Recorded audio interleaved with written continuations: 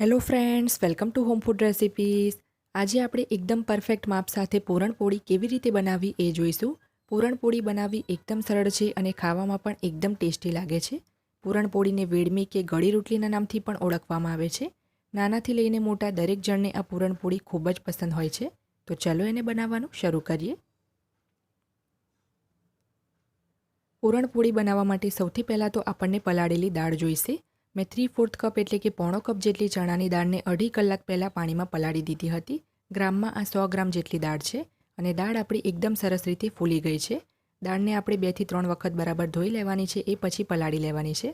જો તમે દાળનો એક દાણો તોડીને જોશો તો આ રીતે એકદમ સરળ રીતે 2 થી 3 ભાગમાં એ તૂટી જવી જોઈએ. જો તમારી દાળ ના તૂટતી હોય તો તમારે એને થોડાક કલાક માટે વધારે પલાળવાની છે, કારણ કે દાળની જે ક્વોલિટી છે એના ઉપર ડિપેન્ડ કરે છે. માની લો કે તમારી દાળ જો એકદમ જૂની હશે તો તમારે એને 7-8 કલાક માટે કે પછી આખી રાત માટે પણ પલાળવી રાખવી પડે છે. ત્યારે જ તમારી દાળ જે છે એકદમ સરસ ફૂલશે.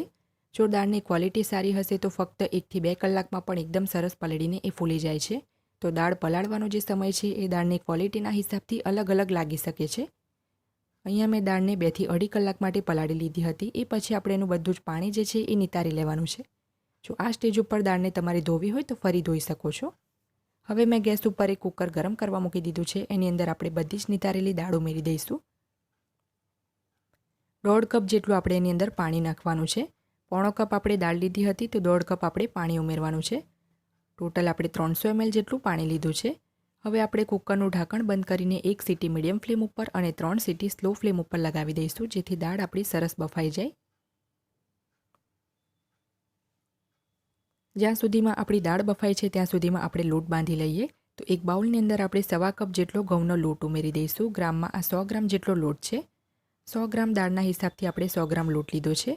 હવે એમાં મોણ માટે આપણે 1/2 ટેબલ સ્પૂન એટલે કે અડધી મોટી ચમચી ઘી ઉમેરીશું.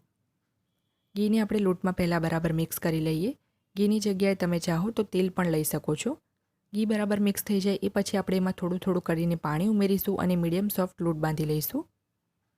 લોટ એકદમ વધારે કઠણ પણ ના હોવો જોઈએ અને એકદમ વધારે પોચો પણ નહીં, એ રીતનો રાખવાનો છે. અહીંયા મેં મીડિયમ સોફ્ટ લોટ બાંધી લીધો છે.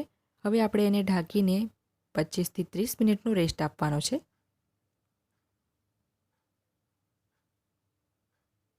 હવે આપણે દાળને પણ ચેક કરી લઈએ. 4 સીટી લગાવ્યા પછી કુકરને મેં એની જાતે જ ઠંડુ થવા દીધું હતું અને દાળ આપણી એકદમ સરસ બફાઈ ગઈ છે. જો તમે એને મેશ કરીને જોશો તો એકદમ સરળતાથી આ રીતે એ મેશ થઈ જશે. એકદમ રગડો થઈ જાય એ રીતે આપણે દાળને નથી બાફવાની, નહીં તો જ્યારે આપણે એને ગેસ ઉપર કૂક કરીશું ત્યારે સમય ખૂબ જ વધારે લાગશે. તો આ રીતે દાળ બફાઈ જાય એ પછી આપણે કુકરને હટાવીને એક બાઉલની ઉપર મોટો ગરણો મૂકીને એમાં બધી જ દાળનું પાણી નિતારીને અલગ કરી લઈશું. અને જે પેનમાં આપણે પૂરણ બનાવવાનું હોય એ જ પેનમાં આપણે દાળને એડ કરી દઈશું. અને નીચે જે દાળનું પાણી નીકળ્યું છે એને ઠંડુ થાય પછી તમારે પી જવાનું છે, કારણ કે એ ખૂબ જ હેલ્ધી હોય છે. તો ભૂલથી પણ એને ફેંકવું નહીં. પેનને મેં ગેસ ઉપર ધીમા તાપે મૂકી દીધું છે અને એક મેશરની મદદથી આપણે બધી જ દાળને આ રીતે મેશ કરી લઈશું, જેથી એ એકદમ સ્મૂથ થઈ જાય અને દાળનો એક પણ આપણને દાણો ના દેખાય. દાળને બરાબર મેશ કરી લીધા પછી આપણે એની અંદર 1/2 ટેબલ સ્પૂન એટલે કે અડધી મોટી ચમચી ઘી ઉમેરીશું અને ધીમા તાપે વચ્ચે વચ્ચે હલાવતા રહીને આપણે દાળનું બધું જ પાણી સુકાય ત્યાં સુધી એને કૂક કરવાનું છે. દાળનું બધું જ પાણી એમ તો આપણે નિતારી જ લીધું છે, તેમ છતાં પણ એમાં થોડુંક પાણી હોય જ છે. એને આપણે બાળી લેવાનું છે. નહીં તો જો એમનેમ જ આ પૂરણમાંથી તમે પૂરણપોળી બનાવવા જશો તો એ ક્યારેય નહીં બને. તો એને થોડુંક સૂકું ના થઈ જાય ત્યાં સુધી ધીમા તાપે કૂક કરી લઈએ. અહીંયા તમે જોઈ શકો છો કે 2 મિનિટમાં જ આપણું જે પૂરણ છે એ પેન છોડવા લાગ્યું છે અને એકદમ સરસ સૂકું થઈ ગયું છે. તો હવે એની અંદર આપણે પોણા કપ જેટલો ગોળ ઉમેરીશું. અહીંયા હું દેશી ગોળ ઉમેરું છું. જો તમારે કોલ્હાપુરી કે પછી ખાંડ ઉમેરવી હોય તો પણ તમે ઉમેરી શકો છો. ગ્રામમાં આ 100 ગ્રામ જેટલો ગોળ છે. પોણો કપ આપણે દાળ લીધી હતી તો પોણો કપ આપણે ગોળ લીધો છે. જો તમને એકદમ વધારે મીઠી પૂરણપોળી જોઈતી હોય તો તમે 1 કપ ગોળ પણ ઉમેરી શકો છો. 1 ચમચી જેટલું આપણે એમાં ઇલાયચી પાવડર નાખી દઈશું અને 3 થી 4 ચપટી જેટલું આપણે એમાં જાયફળ છીણી લેવાનું છે.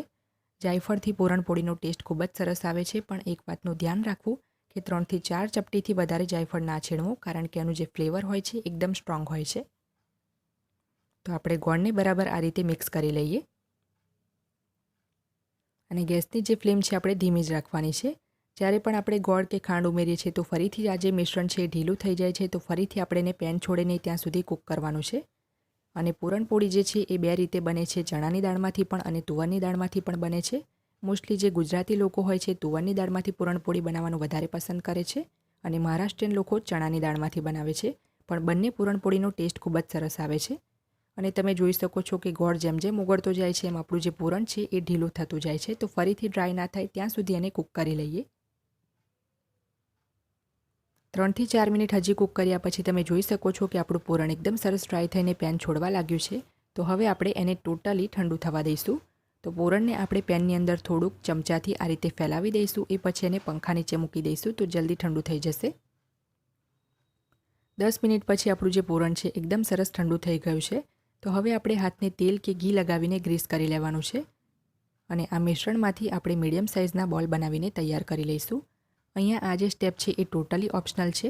તમે ડાયરેક્ટ જ રોટલી બનાવીને ડાયરેક્ટ જ સ્ટફિંગ મૂકી શકો છો, પણ હું હંમેશા આ જ રીતે પૂરણપોળી બનાવું છું. તો આ રીતે બધા જ બોલ પહેલાં બનાવીને સાઈડ પર મૂકી રાખીશું. એટલા વખતમાં આપણો જે લોટ છે એને પણ સરસ રેસ્ટ મળી ગયો છે. તો થોડોક આપણે આ રીતે એને મસળી લઈએ. એ પછી આપણે એમાંથી મીડિયમ સાઇઝના લુવા બનાવીને તૈયાર કરીશું. એક વાતનું ધ્યાન રાખવું કે જે આપણે રોટલીના લુવા બનાવીએ છીએ એને આપણે જે પૂરણનો બોલ બનાવ્યો છે એના કરતાં થોડા મોટા રાખવાના છે. હવે એક પાટલીની ઉપર મેં બાઉલમાં થોડોક સૂકો ઘઉંનો લોટ લઈ લીધો છે. એની અંદર આપણે લુવાને રગદોડીશું અને થોડીક જાડી આપણે રોટલી વણી લેવાની છે. એકદમ વધારે પતલી નહીં. આ રોટલીને આપણે અહીંયા જાડી જ વણીશું.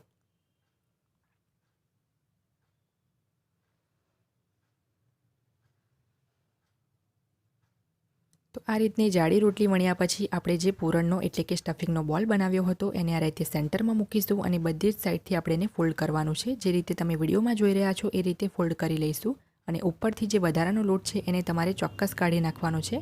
નહીં તો એના લીધે જે પૂરણપોળીમાં પૂરણ છે એનો બિલકુલ પણ ટેસ્ટ નહીં આવે, લોટનો ટેસ્ટ વધારે આવશે. તો વધારાનો લોટ હટાવ્યા પછી ફરીથી આપણે એને સૂકા લોટમાં આ રીતે રગદોડીશું અને પૂરણપોળી વણી લઈશું.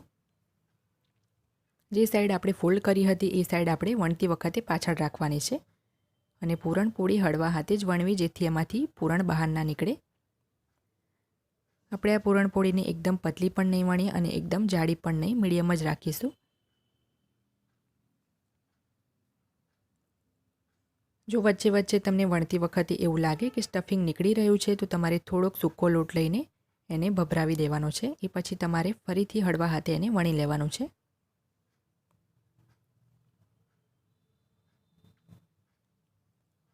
આ આપણી પૂરણપોળી વણાઈ ગઈ છે. હવે આપણે બીજી એક મેથડથી પણ પૂરણપોળી બનાવી લઈશું.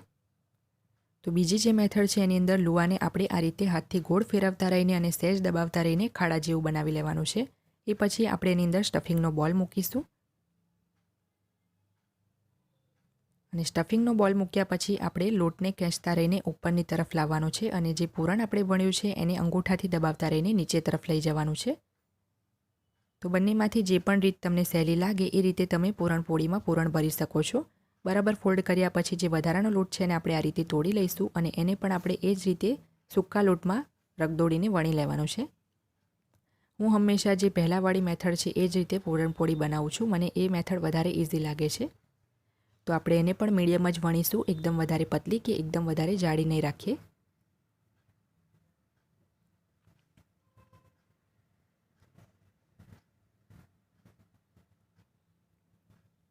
આ પૂરણપોળી પણ આપણી વણાઈ ગઈ છે.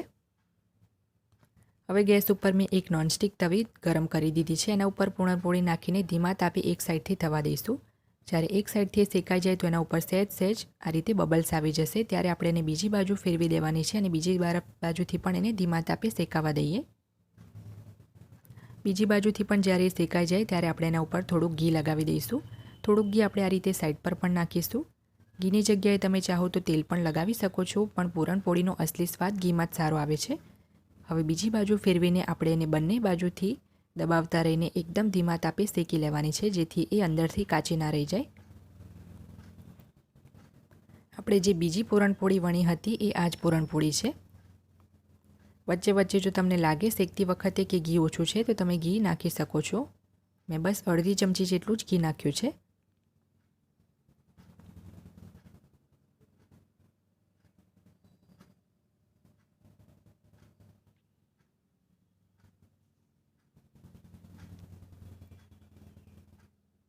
તો મેં બંને બાજુથી ફેરવતા રહીને એકદમ ધીમા તાપે પૂરણપોળી શેકી લીધી છે. હવે એને આપણે બહાર કાઢી લઈએ અને હવે સેમ તવાની ઉપર આપણે બીજી પૂરણપોળી પણ શેકી લઈએ. એક સાઈડથી એને પણ થવા દઈશું. જ્યારે એક સાઈડથી એ શેકાઈ જાય ત્યારે આપણે એને બીજી બાજુ ફેરવી દઈશું અને બીજી બાજુથી પણ જ્યારે થોડીક શેકાઈ જાય ત્યારે આપણે એના ઉપર ઘી લગાવવાનું છે. થોડુંક ઘી આપણે આ રીતે સાઈડ ઉપર પણ લગાવશું અને બંને બાજુથી ફેરવતા રહીને ધીમા તાપે એને પણ આપણે શેકી લેવાનું છે.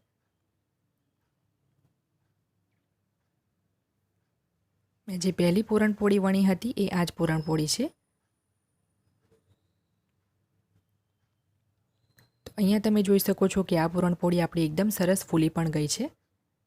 તો શેકાઈ જાય ત્યારે આપણે એને પણ બહાર કાઢી લેવાની છે અને બાકીની બધી જ પૂરણપોળી આપણે આ જ રીતે બનાવીને શેકી લેવાની છે. ફ્રેન્ડ્સ, જો તમને મારી આજની આ રેસીપી પસંદ આવી હોય તો મારા વિડીયોને લાઇક અને શેર કરી ચેનલને સબસ્ક્રાઇબ કરવાનું ના ભૂલતા. સબસ્ક્રાઇબ બટનની બાજુમાં જે બેલ આઇકન છે એને પણ દબાવજો, જેથી તમને મારા દરેક નવા વિડીયોની નોટિફિકેશન મળતી રહે. અને મારો આ જ વિડીયો તમારે હિન્દીમાં જોવો હોય તો એની પણ મેં લિંક નીચે ડિસ્ક્રિપ્શન બોક્સમાં આપી દીધી છે. તો મળીએ નેક્સ્ટ વિડીયોમાં. ત્યાં સુધી આવજો.